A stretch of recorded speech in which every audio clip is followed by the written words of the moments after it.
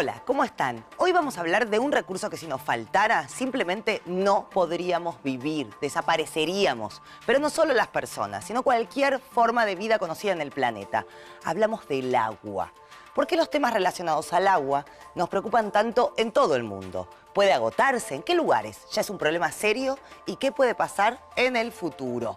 Vamos a responder a todas las preguntas, pero como siempre, con la ayuda de nuestro profe viajero. ¿Qué tal, profe? ¿Por dónde anda? Hola Ernestina, estoy en una zona sobre el llamado acuífero guaraní, uno de los lugares clave en Sudamérica cuando hablamos de agua, este recurso natural esencial para la vida. Ya nos va a explicar por qué esa región será importantísima en el futuro, pero podríamos empezar por explicar qué es un recurso natural. Claro, en la naturaleza hay infinidad de componentes, minerales, vegetales y animales que utilizamos según nuestras necesidades. Son recursos naturales. Entre otros, la tierra en la que sembramos, el aire que respiramos, los combustibles que se extraen del suelo, los árboles de los que utilizamos la madera o los animales que nos proveen alimento. Y el agua, por supuesto. Entonces, los recursos naturales son todos los elementos de la naturaleza a los que recurren las sociedades para satisfacer sus necesidades. Pero las necesidades de las personas fueron cambiando con el tiempo. Entonces la importancia de los recursos naturales también habrá ido cambiando. Sí, fue variando históricamente. Depende de la valoración que la sociedad otorgue a ese recurso y de la posibilidad de extraerlo y transformarlo en bienes utilizables o en actividades económicas.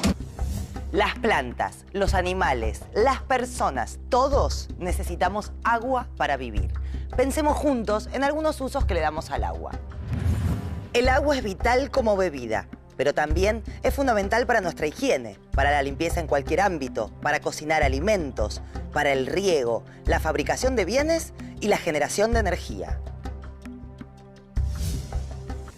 Basta con mirar el globo terráqueo para ver la cantidad de agua que hay en el planeta.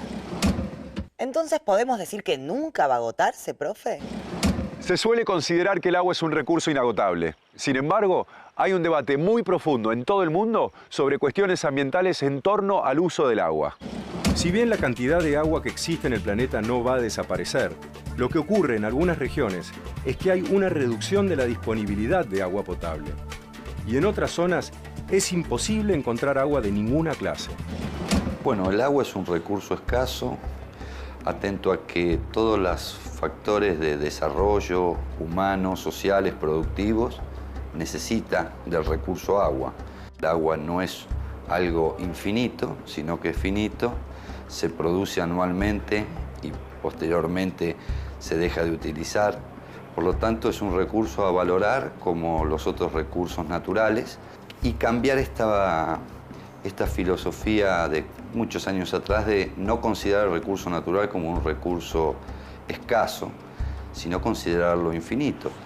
Y no solo los recursos naturales se acaban, sino que además se deterioran o salen de circulación por la calidad que tienen. Entonces, es fundamental conocer la distribución del agua en el mundo y cuáles son las posibilidades de acceder a ella. Enseguida vamos a verlo, porque de eso depende el futuro de millones de personas en este planeta. ¿A qué llamamos recursos naturales? Son todos los elementos de la naturaleza a los que recurren las sociedades para satisfacer sus necesidades. Por ejemplo, tierra, aire, agua, combustibles, árboles y animales.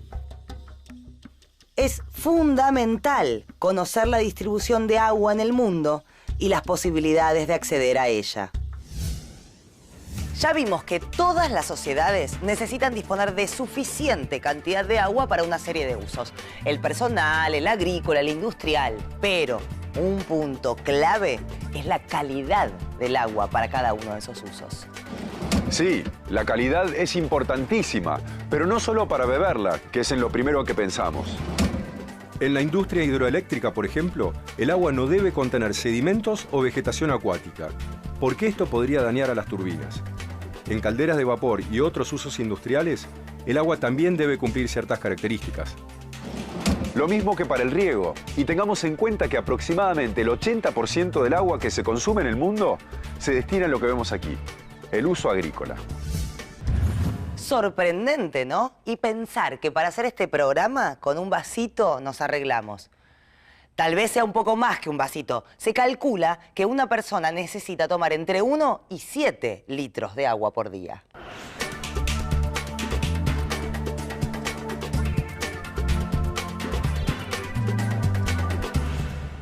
¿Por qué tanta diferencia de 1 a 7 litros? Porque depende de la actividad de cada persona y de la temperatura y la humedad del lugar donde se encuentre. El agua es vital para muchos procesos metabólicos del cuerpo. En funciones como la digestión, el cuerpo utiliza cantidades significativas de agua. Lo que es esencial es que el agua para el consumo humano debe ser potable. ¿Y a qué consideramos agua potable? A la que no contenga sustancias o cuerpos extraños de origen orgánico, inorgánico o radioactivo en porcentajes peligrosos para la salud.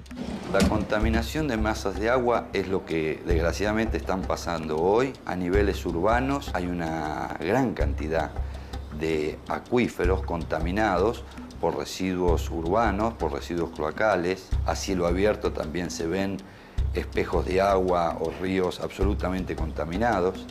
A nivel en terrenos rurales hay muchos cursos de agua contaminados por sedimentos, producto de mal trabajo en las tierras que generan erosión, desertificación y salinidad por exceso o mal uso del agua de riego. Por lo tanto, la contaminación es orgánica o inorgánica. La contaminación orgánica viene de ciertos factores como los sedimentos y la inorgánica es peligrosa, es producto de la industria o los desechos humanos, digamos que van contaminando las napas. Por lo tanto, tenemos un recurso escaso y en algunos lugares contaminados. El agua potable debe provenir de una fuente de agua dulce y tiene que ser incolora, inodora, es decir, que no tenga olor, e insípida. ¿Qué es lo que entendemos por agua potable? Básicamente, no debe contener sustancias o cuerpos extraños de origen orgánico o radiactivo en porcentajes peligrosos para la salud. O sea, es inodora, incolora, insípida. ¿Qué diferencia entre lo que debería ser y lo que es la realidad? Estuve buscando un dato de la Organización Mundial de la Salud y miren lo que encontré. Aquí está. En los países en desarrollo hay más de 1.200 millones de personas que no tienen acceso a sistemas de agua potable. 1.200 millones de personas sin agua potable. Entonces el problema es mucho más serio de lo que la mayoría imaginamos. ¿Hay real conciencia de esto, profe? No creo que haya la suficiente conciencia. Según ese mismo informe, si se abasteciera de agua potable a toda la población del planeta, se reduciría la mortalidad en un 80%. Y es lógico, el agua potable es imprescindible para la salud. Y son muchísimas las enfermedades que puede causar la falta de agua que puede ser consumida sin riesgos. Por eso el acceso al agua potable es uno de los temas más críticos que deben enfrentar los gobiernos en todo el mundo. Y hay que tener en cuenta que las posibilidades de acceder al agua potable son muy desiguales entre unas regiones y otras. Entonces es básico conocer la distribución del agua en el mundo. Más del 97% del agua se encuentra en mares y océanos. Es decir, que una enorme proporción del agua del planeta es salada y por lo tanto no sirve ni para beber ni para la agricultura. Del resto que queda, casi el 69% está en estado sólido, en forma de hielo o nieve. Cerca del 30% es agua subterránea y el resto se distribuye entre lagos de agua dulce, ríos y humedades.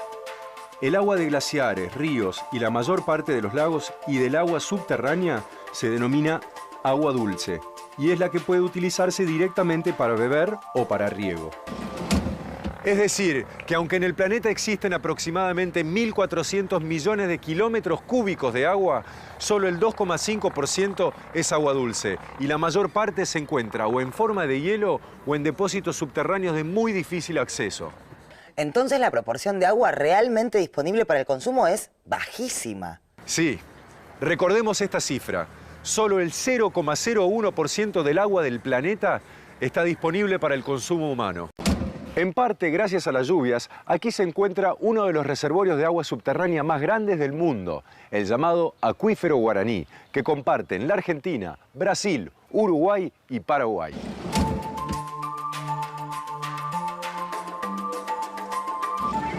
El acuífero Guaraní ocupa casi 1.200.000 kilómetros cuadrados. Tal vez así no te dice nada el número, pero imagínate que es una superficie tan grande como la de España, Francia y Portugal juntos. ¿Es cierto que esa zona será tan importante en un futuro no muy lejano? En la medida que aumenten las dificultades para acceder al agua de ríos y lagunas, todos los acuíferos se convertirán en recursos fundamentales. Y pensemos en las dimensiones que tiene que comparten los 4 países.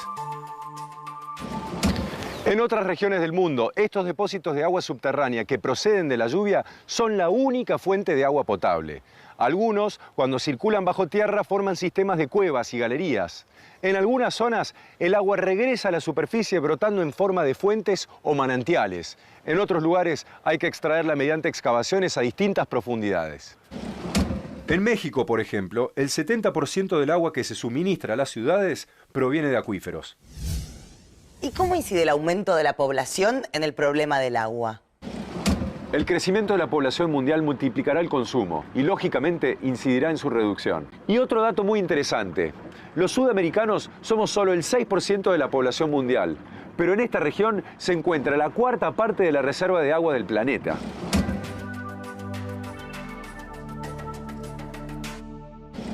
La situación inversa es la de Asia. El continente tiene 1/3 de las reservas de agua, que parecería una buena proporción. El problema es que Asia concentra el 60% de la población mundial. En las próximas décadas se dispondrá de buenas reservas de agua en América del Sur, Canadá, Alaska, el norte de Europa, el África Central, Rusia y Oceanía. El resto del mundo, incluidos México, Estados Unidos y China, tendrá serias dificultades para obtener este recurso.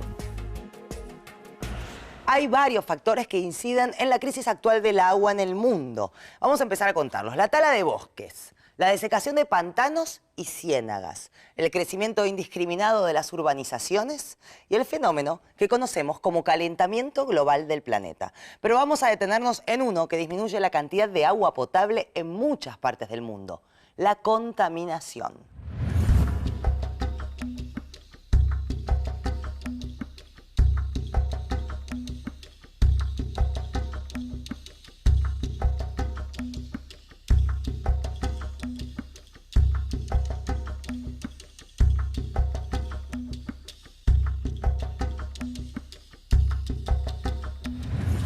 Las fuentes contaminantes pueden ser muchas y en ocasiones varias combinadas. Basura doméstica, aguas residuales, pesticidas, herbicidas, abonos y otros productos químicos sumamente peligrosos, residuos radioactivos, bacterias, desechos industriales y médicos, entre otros, contaminan cada vez más los ríos y las capas subterráneas. Ya vamos a volver al riachuelo, pero antes veamos otros ejemplos por el mundo. En la frontera entre México y Estados Unidos, de más de 3.300 kilómetros de extensión, hay amplias zonas altamente contaminadas por desechos industriales tóxicos. La falta de planificación y de medidas que favorezcan el uso eficiente del agua también son factores importantes. En la Ciudad de México, una de las más pobladas del mundo, el 40% del agua disponible se desperdicia, porque la infraestructura hidráulica es obsoleta.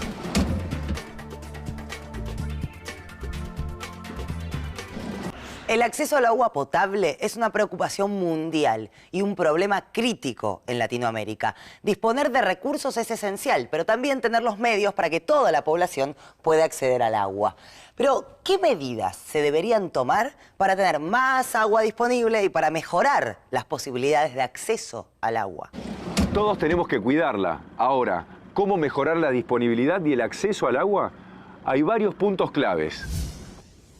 Producir más, distribuirla mejor, desperdiciarla menos y reutilizarla. Pero también es prioritario una mejor distribución. El agua no llega por los sistemas municipales o embotellada. En algunos países existen programas para distribuir el agua gratuitamente a los más necesitados.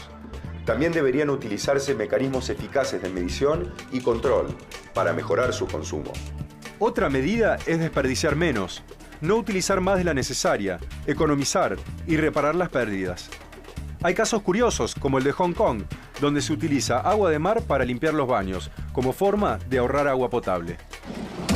Y finalmente, reutilizarla. Si lográramos devolverla a la naturaleza sin contaminarla, el recurso hídrico automáticamente se incrementaría casi al infinito. Esa agua que sale de la canilla o pasa por un río o lo captamos en una represa, es el 0.03% del agua que hay en la humanidad. Por lo tanto, cuando uno dice que hay que cuidar el agua, se está refiriendo al agua de consumo humano, se está refiriendo a el 0.03% del agua que uno a diario ve. Digamos, es muy poquita y depende mucho del uso y de la calidad y de las condiciones en la cual se presenta este agua para depender del futuro de la humanidad, sabiendo que los seres humanos el 70% somos agua. El agua es indispensable para la vida. Esto es fundamental. Estos datos que yo les presento es justamente para analizar la importancia que tiene cuidar el agua dulce para consumo humano. Y en ese marco es donde hay que trabajar todas las estrategias a futuro. Sobre la crisis del agua hay grandes responsabilidades que estarán asumiendo o que deberían asumir los gobiernos del mundo. Pero sobre todo, cada uno de nosotros tenemos que ser responsables. Si pensamos que 1.200 millones de personas no tienen acceso a algo tan simple como esto, un vaso de agua potable, los que sí lo tenemos, lo mínimo que podemos hacer es cuidarla. No es exagerado decir que de este recurso depende nuestra vida. Y algo mucho más importante, el futuro de muchísimas más.